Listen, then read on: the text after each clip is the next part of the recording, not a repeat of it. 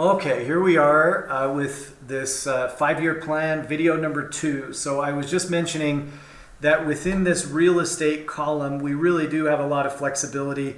This assumes only ever, really always having an outstanding policy loan balance and only ever taking real estate above and beyond maintaining the interest on that loan balance. That's an option, but if you were to decide you wanted to get that knocked out, you could do it over maybe a 5-year window of time and then start to draw the income from that. The other thing too is I would assume that we'll see inflation adjustments or at least cost of living adjustments in your respective Social Security income benefits, whereas here there's just show of fixed numbers. So obviously those numbers will adjust. Steve, you may see even an inflation adjustment in your pension.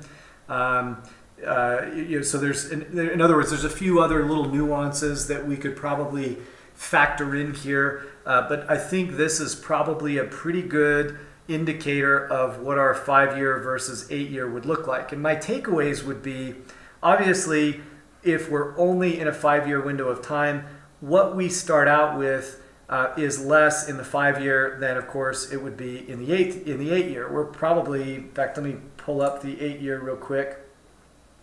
It's a difference, it's $1,000 in the beginning, a couple of $1,000 difference in that in those first few years per month that we don't have. So in other words, what I would say there is as we're getting closer, right, as in year 3, year 4, if it feels like, boy, this thing is really tenuous and our employment situation is likely to shut down at 5 years as opposed to more like 8, in my opinion, what that means is all of our options have to be on the table, right? Where, in other words, the home equity play should be on the table. Making a bit of an adjustment with the real estate income and just starting to use that as opposed to using it to pay down the policy loan balance right out of the gate. I think that's got to be on the table. In other words, we've got options that in the 8-year window of time, we don't necessarily have to get into and utilize because that 8-year window of time, boy, that puts us in a good position.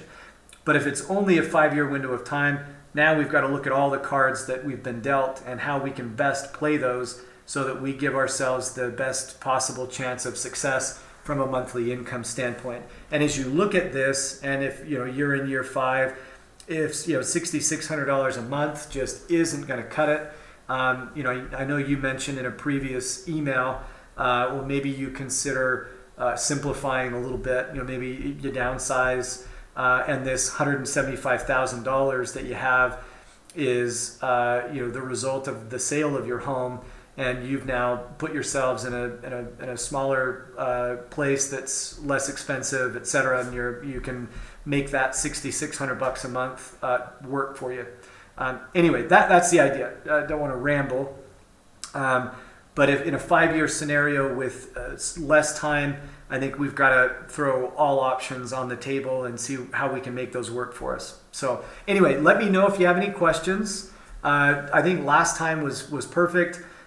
Go ahead and shoot me an email with your questions listed out, and I'll do my best to respond to those with as much detail as I can.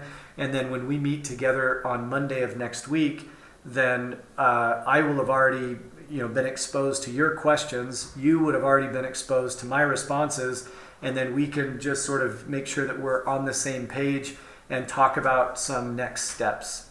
All right, perfect. Well, thank you both very much. Again, I appreciate your time very, very much and the opportunity to really dig into this game plan and see what we can come up with. All right, we will talk to you soon. Thank you.